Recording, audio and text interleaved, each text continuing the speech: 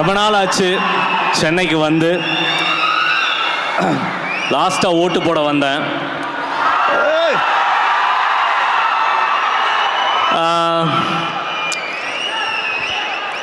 Okay, Idhaya Murali தலைவா பேசிடுறேன். Yeah, love you love you love you. Idhaya Murali வந்து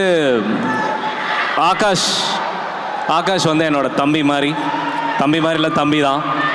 அவனுக்கு நான் நோ சொல்லவே முடியாது. எனக்கு நிறையா ஹெல்ப் பண்ணியிருக்கான். வயசு சின்னது தான், பட் ரொம்ப பொறுப்பான ஒரு பையன். ரொம்ப நாள் ஒரு கதையை வச்சுட்டானா பண்ணணுன்னு சொல்லிட்டே இருந்தான். நானே ப்ரொடியூஸ் பண்ணுறேன்னான்னு. அப்புறம் என்ன யோசிச்சான்னு தெரில, உங்களோட நான் பெட்டராக ப்ரொடியூஸ் பண்ணுவேன்னு அவனே ப்ரொடியூஸ் பண்ணிக்கிட்டான். ஆனால் அவன்கிட்ட பிடிச்ச விஷயம் என்னென்னா, படம் முடிஞ்சவனே என்கிட்ட வந்து போட்டு காமிச்சான். படம் எனக்கு ரொம்ப பிடிச்சிருந்தது. எனக்குள்ள ஒரு சின்ன ஒரு ஒரு ஒரு ஒரு இது இருந்துக்கிட்டே இருக்குது. ராஜா ராணிக்கு அப்புறம் என்னால் ஒரு லவ் ஃபில்ம் பண்ண முடியலையேன்னு. ஏன்னா ராஜா ராணி தான் நான் இன்னைக்கு எங்கே போனாலும் முதல் சொல்லக்கூடிய படம். அப்புறம் தளபதியினால் தேரி, மெர்சல், பிகில். யா, எதுக்கு இப்போ சொந்த பெருமை? ஓகே.